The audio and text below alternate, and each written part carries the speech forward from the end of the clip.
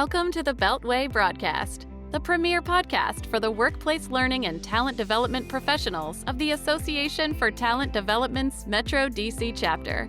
We've got some great resources in store for you today. Hello, fellow ATDers. I'm Christina Eanes, the 2023 Vice President of Marketing and Communications. Hey everyone, my name is Stephanie Hubka, and I am the 2023 Vice President of Membership and Outreach, as well as a member of the Pod Squad here at the Metro DC chapter of ATD. We also have Helena Hodges, the Vice President of Finance and Operations, as our producer.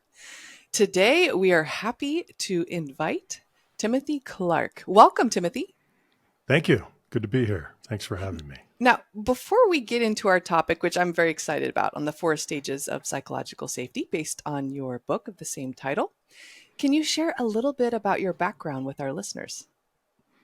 Well, let's see. I guess I had a kind of a non-traditional career path. I went to school to be a professor and graduated in social science from Oxford University. That's where I did my PhD.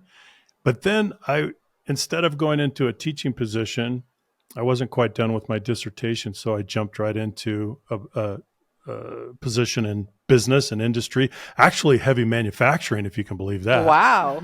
And then that took me down a different course, and one thing led to another, and I got into training and consulting.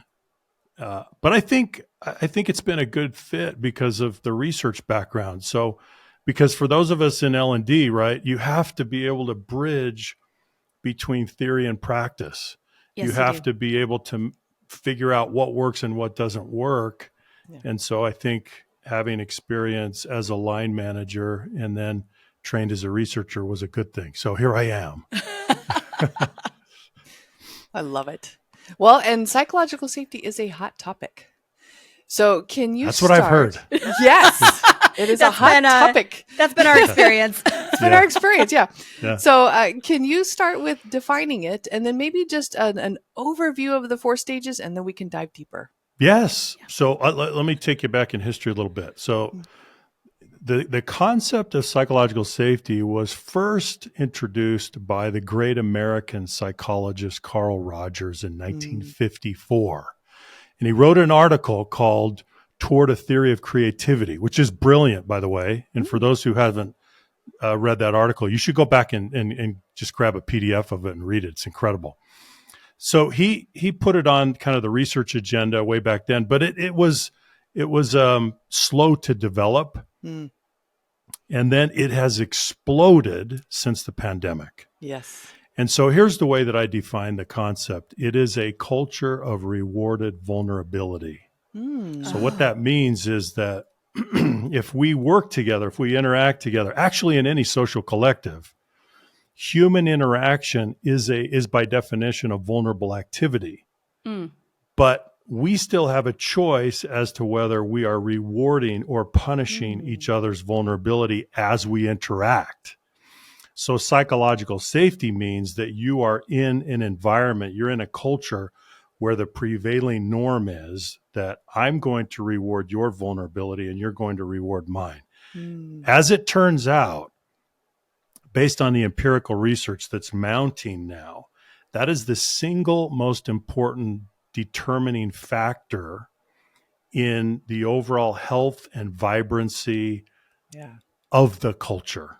That's how important this is. In my mind, it's the biggest breakthrough in organizational science in a generation. It's that big. Oh, I don't disagree. I don't disagree at all. And in fact, I'm still thinking about the fact that this field, the concept of psychological safety really wasn't identified until the 50s, which seems so recent when you think about the history of humanity and work, kind of across centuries and across cultures. So it's interesting to think that a lot of this is relatively new, in the scheme of things. And I will say too, and I'd love for you, I know Chris had mentioned that you've got this fantastic framework, and I'd love to hear a little bit more about that too. But as you share that, one question I have too is, thinking about the framework and the idea that it's really centered on the idea that we are humans first and that we're employees second. Right. I would love to hear a little bit about what that means in the context of the framework. Sure. Well, Stephanie, here's the question that I set out to answer that resulted in the book. So we had one research question, and here's the question. The question is, if psychological safety is not a binary proposition, meaning you have it or you don't have it, that's right. It's a matter of degree. If it's a matter of degree, then there has to be a pattern in the way that it increases. It can't be arbitrary. That doesn't make any sense. So that was my question. That was my research question. And as an organizational anthropologist, I set out to answer the question. So how does it grow? And through a lot of research and this was an anthropological study, meaning that it was based on depth interviews with many, many organizations, I identified a pattern in the way that it grows and delineated what has now become 4 stages in the 4 stages framework. And so I'll just lay it out for you. So stage 1, and this gets to your question, stage 1 is inclusion safety. And what that means is that you feel included, you feel accepted, you have a sense of belonging. It's not expensive to be yourself. Right. Yeah. Now, how do we know that's stage 1? Because in the research, over 90% of the people that we surveyed and interviewed, both qualitative data and quantitative data, said the first need that I want to satisfy is to be included and accepted. And I'll worry about the other needs later. I'll satisfy those other needs later. So empirically, the vast majority of the human family say, that's the first need that I want to satisfy. So this goes back to what you just stated, Stephanie, that we are humans first and then we are employees second. Yeah. Right? We want to be seen and heard and understood and attached first. And then let's worry about the other stuff. So that's the beginning of the framework. That's stage 1. That's the foundation of human interaction. I think that makes a lot of sense. Yeah. And it's interesting, too, because so much of the dialogue these days is very focused on what it means to be inclusive, creating inclusive cultures and environments. So in a way, I'm not surprised to find that the research shows that that's really where people are looking first. They want that sense of inclusion. They want to be in workplaces that will include them. Yeah. And now we need to know the rest of the stages. Sure. Let's do this. Let's keep going. So stage 2 is what we call learner safety.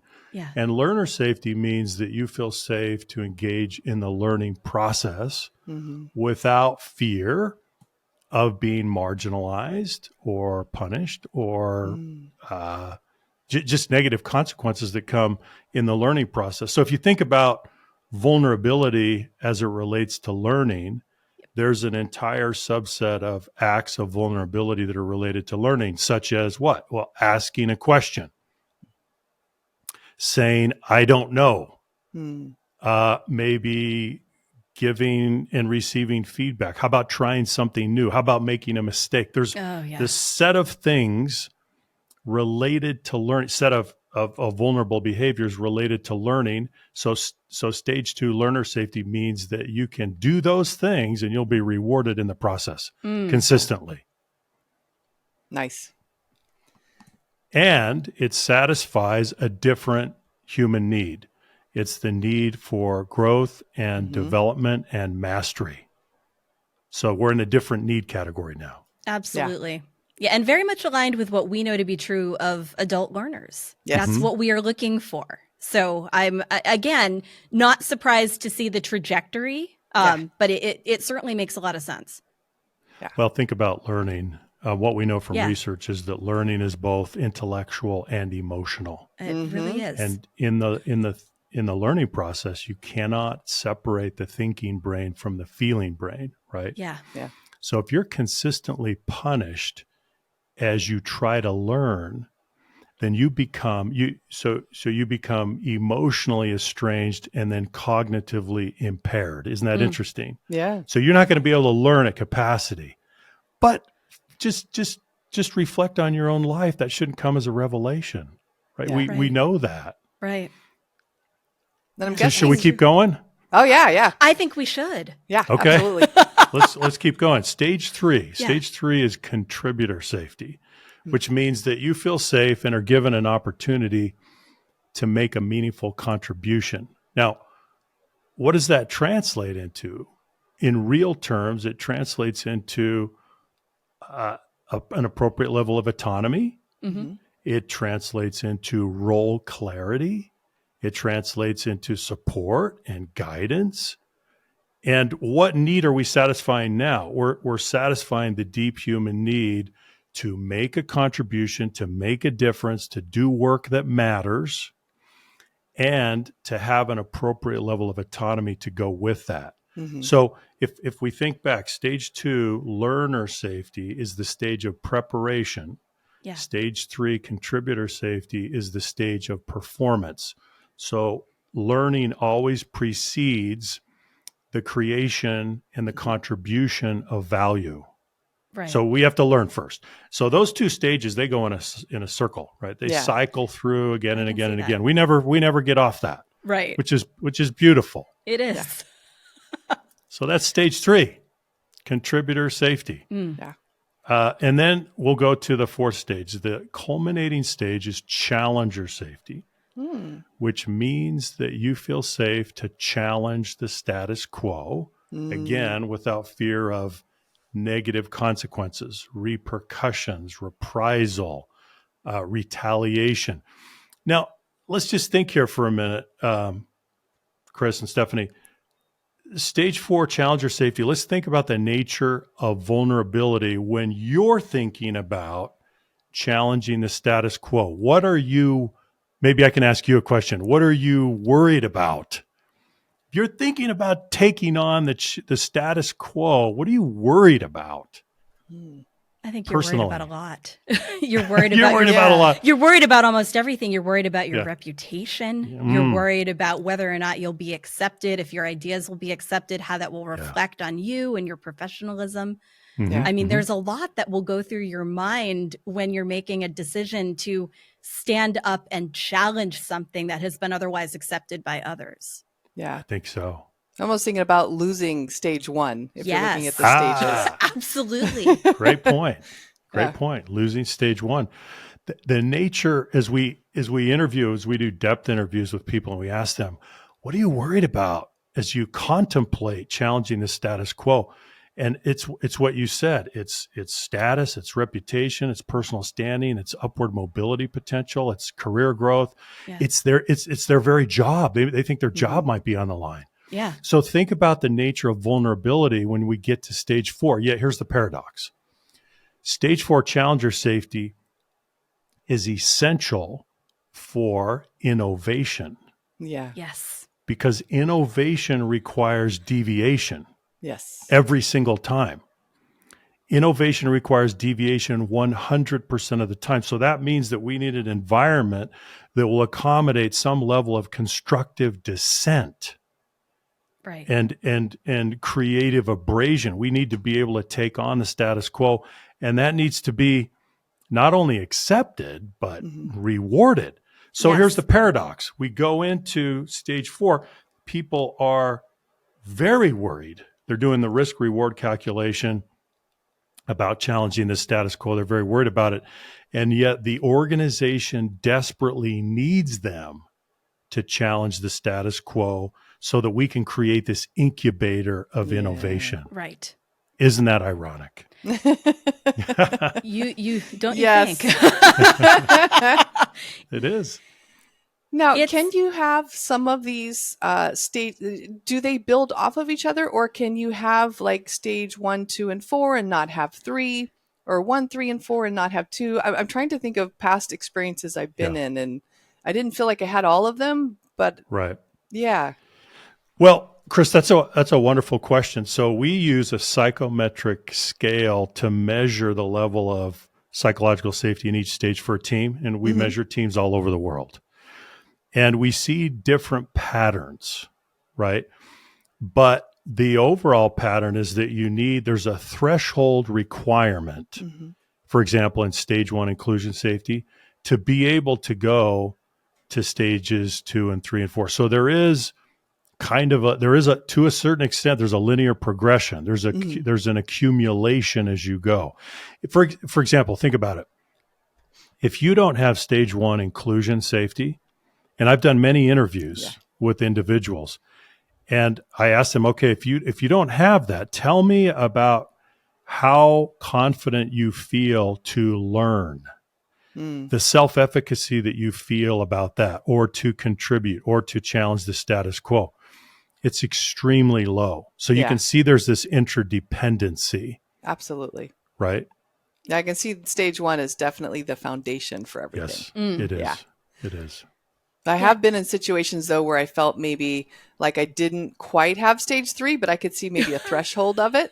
Right. But, I still didn't mind challenging the status quo because I felt like I had 1 and 2 under control. Yeah. Well, and to your point, Chris, if you have a high degree of self-efficacy, in other words, belief in yourself, then at some level, you're going to be willing to muscle through the fear, even though you may not feel as much. Oh, that makes sense. Right. Challenger safety as you would like, but you're willing to go for it. Okay, but what about everybody else? Yeah. They may not feel that way. Yeah, that makes sense. Yeah. I love the idea of setting up organizations so that they can support people to grow in all of these ways, realizing it doesn't happen overnight, realizing that there may be people in different parts of their journey through the framework as they go. Yeah. I'm curious what strategies you've seen that have worked or what tips you might have for organizations who are looking to apply this, knowing that they'd like their team to get to a point perhaps of challenger safety. They are willing to take those risks. They want to get to that place where people are innovative. What can we do to build the kind of workplaces that support people during that journey? Stephanie, wonderful question. So to answer that question, let me explain what I call the central mechanism of culture formation. Yeah. In any organization, on any team, across society, whatever the sect, doesn't matter. The central mechanism for culture formation is that you do 2 things. The members of the team do 2 things. First, they model vulnerability themselves, right? So think about it. Right. So Stephanie, you need to do this. Chris, you need to do this. I need to do this. Number 2, we need to reward the vulnerability of others. So those are 2 sides of the same coin. Yeah. You have to model vulnerability yourself and then reward the vulnerability of others. And as we have worked with organizations around the world, we cannot find any other mechanism. There's no other way. There's no shortcut. There's no workaround. There's no backdoor. This is the mechanism. So it comes back to, you asked the question, so how do we get better? Yeah. You have to focus on this mechanism. And by the way, if you're the leader of a team, then you have a special role to lead out in modeling the vulnerability. You have a first mover obligation, if that makes sense. It does. And you can't delegate that to anyone else. And you can't even abdicate that if you wanted to, because you're, by virtue of your position, right? So leaders, let me speak to leaders. Leaders, you have to lead out in modeling the vulnerability. And then it's a lot easier for everyone else to start on the rewarding side, but you've got to lead the way. You've got to model the way, if that makes sense. So that I would focus on that. And also just to remind everyone, that means that we're going down to the behavioral level. Right. We are going down to behavior. This is not conceptual. This is behavior. Let me give you an example. Okay, say I'm the leader of a team and we need more stage 2 learner safety. Okay. And by the way, we have a resource called the Behavioral Guide, which is free. And you can distribute that to your listeners if you'd like to. It identifies concrete behaviors for each stage. So let me give you one example. Stage 2, learner safety. I'm the leader. Ask for help from those of lower status, including your direct reports, in public. Ooh. Do you see how concrete that is? Yeah. Oh, I do. That's what we're talking about. I love that. You have to get down to the behavioral level And you have to model and reward. And then what happens is you gradually shift the prevailing norms on your team. And lo and behold, your culture is transforming. So that's what I would say. Nice. How can people get a hold of those references or resources? Just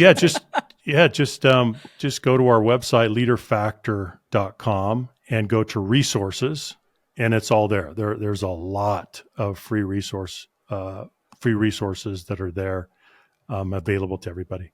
Awesome. Yeah. Now, before we get to the rapid fire questions, is there anything else you want to share with our audience about the 4 stages of psychological safety? Yeah, maybe I could leave you a parting thought. First of all, I think the 2 most important things that we're trying to create in cultures these days would be, number 1, a sanctuary of inclusion. And that really focuses on stage 1. And then number 2, an incubator of innovation.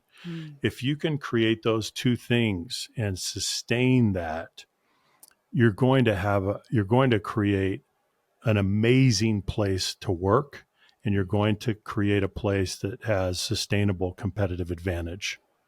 So that's what I would say. Oh, nice.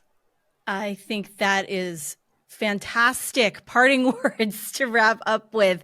And I will also say I have been a big fan of the resources that you have shared, as well as your book. So just one final plug for everyone who is curious about learning more. I think that the work you have done has been phenomenal.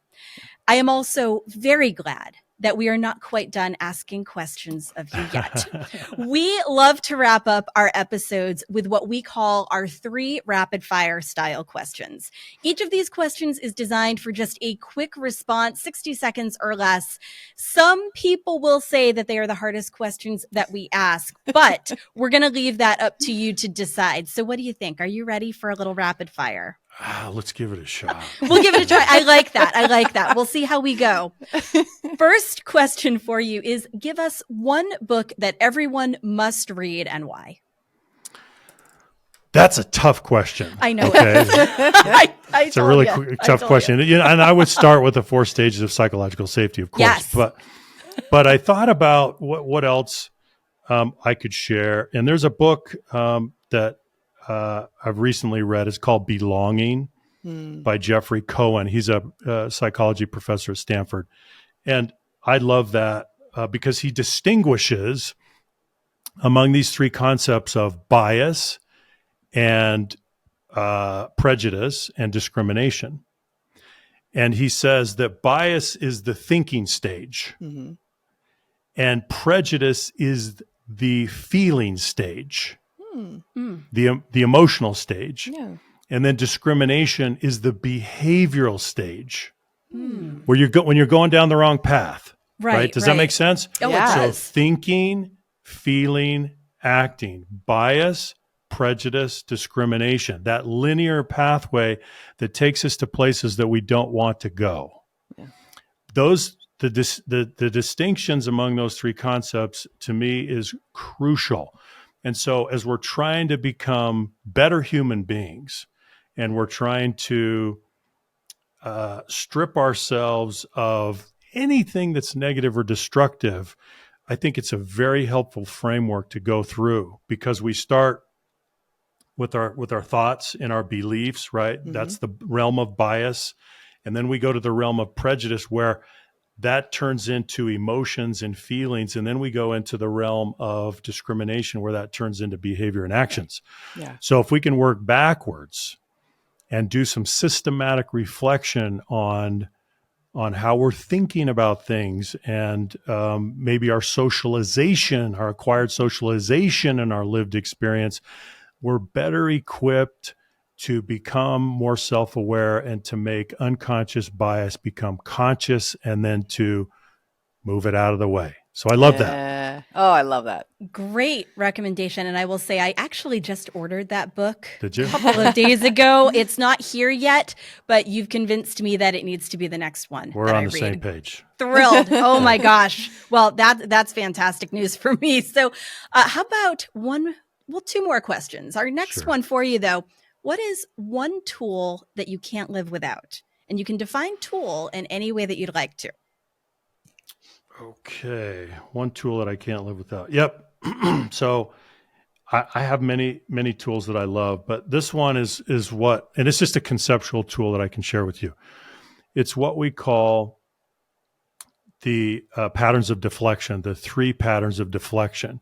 So when humans come upon a critical juncture in life, and we know that we need to change, right? Has this ever happened to you? We know that we know that there's a little bit of changing that needs to happen, right? We are trying to progress, we're trying to grow, we're trying to develop as human beings. When we reach a critical juncture, a point at which we know we need to change, we can do one of 2 things. We can change, or we can use one of these patterns of deflection. Denial, number 1.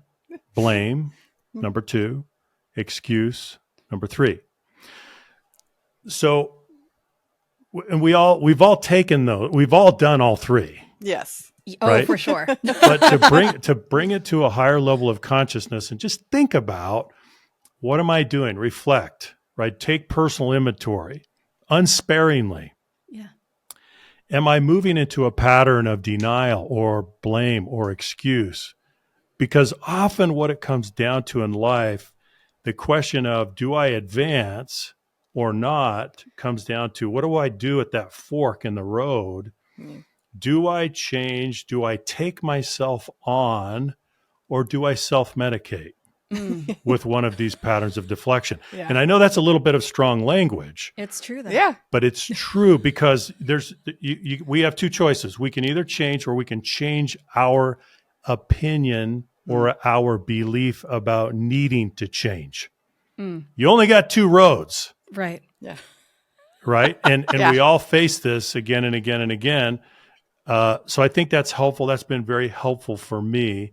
Am I going to change, or am I simply going to change my belief about needing to change, which is so much easier? It's about whether you'd like to remain in the comfort zone, or Yeah. whether you'd like to see what's beyond it. So That's right. oh my gosh, that is a fantastic choice for a Yes. tool. Wonderful. One more for you. Final Okay. question of the day. What is the best piece of advice you've ever been given? I reflected on this, and it's obviously very difficult to choose just one, but I'm going to choose one piece of advice that's at the top tier of the advice that I've been given. Okay. Perfect. So when I was at Oxford as a doctoral student, I had a professor that gave me a piece of advice that has stayed with me, and it has been true. He said, the most important thing you can learn in school is how to learn when you get out of school. Oh, that's wonderful. Now, that piece of advice has been more precious and more valuable to me than any fact, any theory, any other single thing that I can think of. And it has stood the test of time. It has proved to be true over time. Yeah. So once you get out of a structured learning environment and you go off into life and you're in the workplace, whatever you may be doing, have you developed a learning disposition of aggressive, agile, self-directed learning? If I shadowed you for a day or a week, would I see those patterns in you, right? Or are you on educational welfare? Mm-hmm. Do you wait for the institution, the machinery of the institution, to carry you along? That doesn't make sense. No. Right? Because how many jobs have you ever had, or assignments or projects for which you were 100% qualified? Right. For me, 0.